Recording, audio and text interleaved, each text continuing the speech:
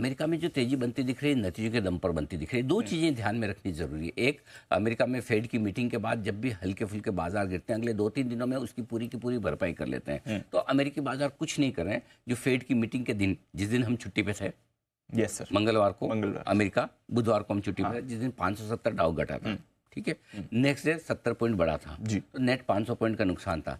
500 point में से 350 का नुकसान कल भरपाई हो गया 250 आज का डाउ फ्यूचर दिखा रहा है जी। डन। ये अमेरिका का कमाल, और ये एक बार नहीं, कई बार बार लगातार होता दिख रहा है। अमेरिकी बाजार फेड की मीटिंग के पहले अगर या फेड की मीटिंग के तुरंत बाद जितना भी करेक्शन दिखाते हैं, उस करेक्शन को अगले 2-4 दिनों में कंप्लीट कर लेते हैं और वापस वहीं पर आ जाते हैं, क्योंकि उनको पता है फेड को कुछ खुद पता ही नहीं है।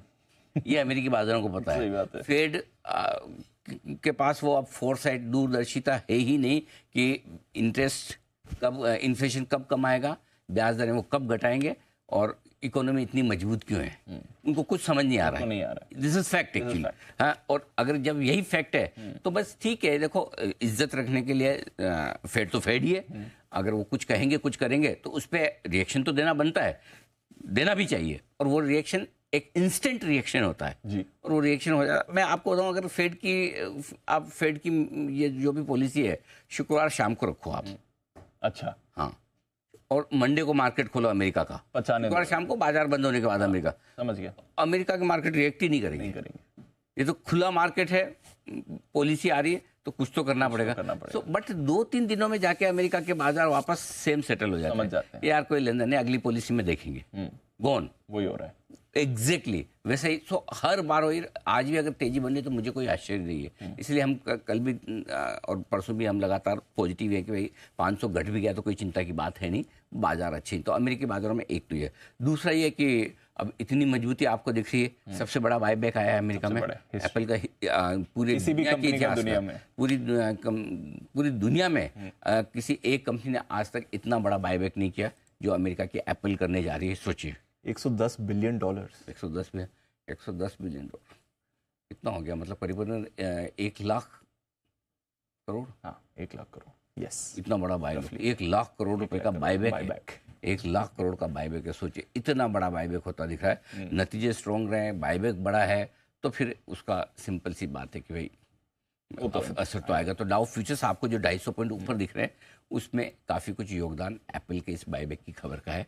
मूड माहौल चुस्त दुरुस्त है अमेरिका में। हालांकि उनकी आईफोन की सेल्स 10% गिरी हैं, हाँ, और गाइडेंस इन्होंने दी नहीं है, हाँ, तो ऑल इज नॉट वेल। हाँ, एग्जैक्टली। इसमें दो चीजें हैं, बहुत इंटरेस्टिंग चीज है, क्योंकि नतीजे इतने मजबूत नहीं आ रहे हैं और एप्पल के शेयर ने अंडर परफॉर्म भी किया है ना। और ये मैं खुद सेंस कर रहा हूँ, क्योंकि देखो, मैं कितने सालों से आईफोन यूज करता हूँ, ठीक है ना, और वो क्या होता है कि एक बार आप iOS पे शिफ्ट हो जाए तो एंड्रॉइड पे शिफ्ट होने में बड़ा वो है ना मुश्किल। लेकिन अब वो फील ही नहीं आती कि आपको अपना फ़ोन अपग्रेड करना है। Yes sir. कि आईफोन 15 आ गया तो कोई ऐसा 14 वो प्रो मैक्स आ गया, कोई ऐसा ठीक है चल रहा है ना, मतलब एक पहले एक ज़माने में एक्साइटमेंट होता था 8 से 9, 9 से 10, 10 से 11 वाला। yes, तो वो दिख रहा है एक्चुअली, वो सेल्स में नजर आता है, क्योंकि अब एप्पल को कुछ लीक से हटके ऐसा कुछ करना पड़ेगा, प्रोडक्ट निकालना पड़ेगा। तो ये एक अपनी जगह बिजनेस वाला मामला, लेकिन कहीं न कहीं इसका मतलब ये है कि एप्पल का मैनेजमेंट ये समझता है कि हम पुरानी ग्लोरी पे जाएंगे और हमें अपना स्टॉक सस्ता लगता है, इसलिए हम $110 बिलियन का बायबैक करने को तैयार है। तो ये एप्पल के कस्टमर्स का कॉन्फिडेंस नहीं बढ़ाएगा, लेकिन शेयर होल्डर्स का जरूर बढ़ा देगा। कस्टमर का कॉन्फिडेंस तो प्रोडक्ट से ही आता है, शेयर के भाव से नहीं आता। एग्जैक्टली, बराबर है। शेयर का भाव कुछ भी हो, उसको क्या फर्क पड़ता है, उसको तो अपनी सर्विसेज और प्रोडक्ट से मतलब है। सो आई थिंक, मेरे ख्याल से कहीं कहीं एप्पल के मैनेजमेंट के दिमाग में होगा कुछ न कुछ तो ऐसी चीज वो लेकर आएंगे जो सरप्राइज। देखो, बड़ी कंपनियों के बारे में यही खास बात होती है कि वो चेंजेस जो भी होने वाले होते हैं ना, उनको जल्दी से अडॉप्ट कर लेते हैं और जल्दी से उसके साथ बदल जाते हैं, अपने बिजनेस मॉडल को, अपने प्रोडक्ट को बदलते हैं। अगर एप्पल ने भी कोई ऐसा प्रोडक्ट निकाल दिया, कुछ ऐसा कर दिया, आर्टिफिशियल इंटेलिजेंस के साथ कोई आईफोन में इस तरह की कुछ सिस्टम डाले, हो सकता है, यू नेवर नो। यस, आ सकता है। आइडिया समझ रहा है, बढ़िया आइडिया दे बहुत बढ़िया आइडिया दे।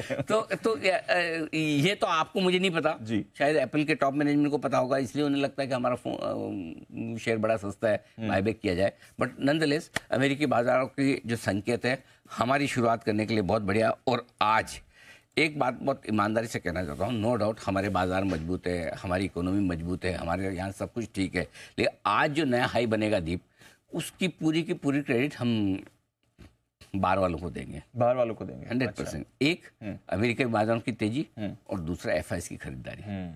ये दो से आज हम हाई बनाएंगे, जिसमें ज्यादातर कंट्रीब्यूशन बाहर का है, हमारा अपना कम है। नहीं है ऐसा नहीं बोल सकता, हमारा कम है, बाहर का ज्यादा है। तो जरा बताइए इनके बारे में भी थोड़ा एक बार समझ लीजिए। देखिए क्या है एफआईएस की, आप देखेंगे कल वैसे देखेंगे तो आपको कैश में आपको सेलिंग दिखेगी 1000 करोड़ के आसपास की, 964 करोड़, लेकिन स्टॉक फ्यूचर्स देखिए 5163 5100 करोड़ के स्टॉक फ्यूचर्स खरीदे हैं। इंडेक्स फ्यूचर्स 363 करोड़ के। तो नेट आप देखेंगे तो करीबन 4000 करोड़ 4300 करोड़ की खरीदारी एफआईएस की है। लोकल फंड्स लगातार अपनी रन रेट मेंटेन किए हैं 1352 करोड़ के। रन रेट से याद आया राजस्थान रॉयल्स हार गया है। ये मतलब ये तो जीतना चाहिए था, जीता हुआ मैच था, कल जीतना चाहिए था। बट नंदलेस मेरे all time favourite T20 bowler Bhuvneshwar all time favourite मेरे। अच्छा, ऑल टाइम मतलब उनको हमेशा वो क्रेडिट मिली नहीं जिसके वो हकदार है। मतलब he is such A finest bowler. लेकिन पता मतलब क्या, एक्चुअली फास्ट बॉलर में एक प्रॉब्लम है दीप, जो फास्ट बॉलर है ना एग्रेसिव नहीं होता ना, कि मतलब विकेट देने का वैसा करके या ऐसा सेलिब्रेशन जोर से नहीं करता ना, उसको है ना वो क्रेडिट नहीं मिलती है। ट्रू। और भुवनेश्वर कुमार बड़े स्मार्ट है, हल्के से वो विकेट लेने के बस इतना ही करते हैं। Correct sir. तो इसलिए मतलब but is one of the best T20 bowler I have ever seen. जो अर्ली ब्रेक थ्रू कल इन्होंने करवाया, पहले ओवर में 2 विकेट बोल्ड करना मजा आके, लास्ट बॉल पे विकेट लेना मजा आके। तो मेरे लिए तो कल के hero Bhuvneshwar Kumar, after long time उनको इतनी बढ़िया फॉर्म में देकर मजा आ गया, अच्छा लगा। दो मैं चाहता था राजस्थान रॉयल्स जीते, मेरा दिल और दिमाग दोनों उनके साथ है, but it was a good match actually. अच्छा मैच था और दोनों टीमें झटके खा के अच्छा खेली, ये बड़ी बात है। ये दोनों टीमें जिस तरह से खेल रही है फाइनल में पहुंचने की हकदार है, मजा आएगा। तो मैं बहुत बड़ा धोनी फैन हूँ, लेकिन ऑफ लेट चेन्नई वो परफॉर्मेंस नहीं दे रही जो देनी चाहिए। करेक्ट सर, वो दे नहीं पा रही एज ए टीम, नहीं मजा नहीं आ रहा, वो गेम बना नहीं पा रहे। करेक्ट सर, क्योंकि शुरुआत पहले और सी हो रही है, रचिन या रहाणे दोनों में से कोई तो चले, दोनों तो रहाणे भी काम नहीं कर रहे, रचिन भी नहीं कर रहे थे, अब वो वहाँ से ही शुरू हो रही है। लेकिन ये दोनों टीमें जो है हैदराबाद और राजस्थान, ये चैंपियंस की तरह खेल रही, झटके खा के उभर के जो खेल, और शुरू से खेले पूरी सीरीज अब तक। तो फाइनल में पहुंचने की हकदार तो ये दोनों हैं। बात तो सही है। एनीवे चलिए, तो बीच में आप क्या क्या याद दिला देते थे? रन रेट की, रन रेट से याद आया। हाँ, सो और हमारे लोकल फंड्स लगातार 1000 से 2000 करोड़ की रन रेट से खरीदारी कर रहे हैं, तो हमारे पैसे आई रहे। सो आई थिंक ये दोनों ट्रिगर्स जो हैं, पिछले 2-3 दिनों से ग्लोबल संकेत, 2-3 दिनों से एफआईएस की लौटती हुई खरीदारी, ये बाजार को जोश दे रही है। ओके, तो चलिए